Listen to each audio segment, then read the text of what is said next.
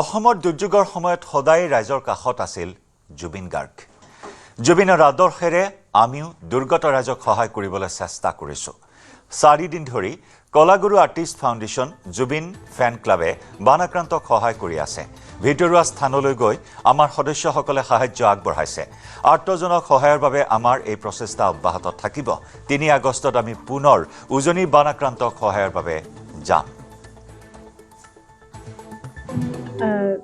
এনেকুৱা যেতিয়া সমস্যা অসমলৈ আহে, দুৰ্যোগ আহে, তেওঁ সদায় আগতে আগবাঢ়ি যায়। তেওঁ নিজৰ সামৰ্থ্যৰে যি পাৰে কৰিবলৈ চেষ্টা কৰে আৰু তেওঁ সদায় সেইটো বিশ্বাসী যে ৰাইজে যিহেতু স্বীকৃতি দি পৰিচয় দি শিল্পীক প্ৰতিষ্ঠা কৰে, গতিকে শিল্পীসকল ৰাইজৰ লগত সদায় থাকিব লাগে, তেওঁলোকৰ বিপদৰ সময়ত, তেওঁলোকৰ বেয়া সময়ত, ভাল সময়ত, সকলো সময়তে।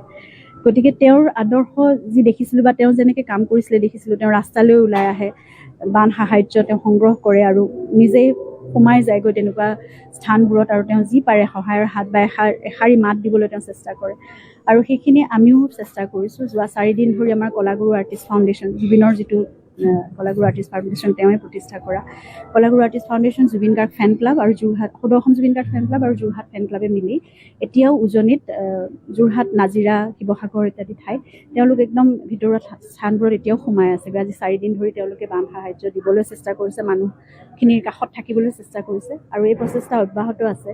আমি ভাবিছোঁ 1 তাৰিখে যদি পাৰোঁ আমি ৰাস্তালৈ ওলাই আহি আমি কিছু এনেদৰে সাহাৰ্য সামগ্ৰী আমি সংগ্ৰহ কৰিম আৰু আকৌ যাম। আমি 3 বা 4 তাৰিখে আমি পুনৰ যাম। গতিকে সেই আৰু আমি যিখিনি পাৰোঁ আমাৰ সামৰ্থ্যৰে, আমাৰ সাধ্য অনুসৰি আমি কৰিবলৈ চেষ্টা কৰিছোঁ। মঞ্চৰ অভিনেত্ৰী ৰূপত গৰিমা শইকীয়া গাৰ্গ, পৰাণজ্যোতি দত্তৰ ৰচনা আৰু সঞ্জীৱ বুঢ়াগোহাঁইৰ পৰিচালনাৰ গতি নামৰ নাটকখনত অভিনয় কৰে গৰিমা শইকীয়া গাৰ্গে।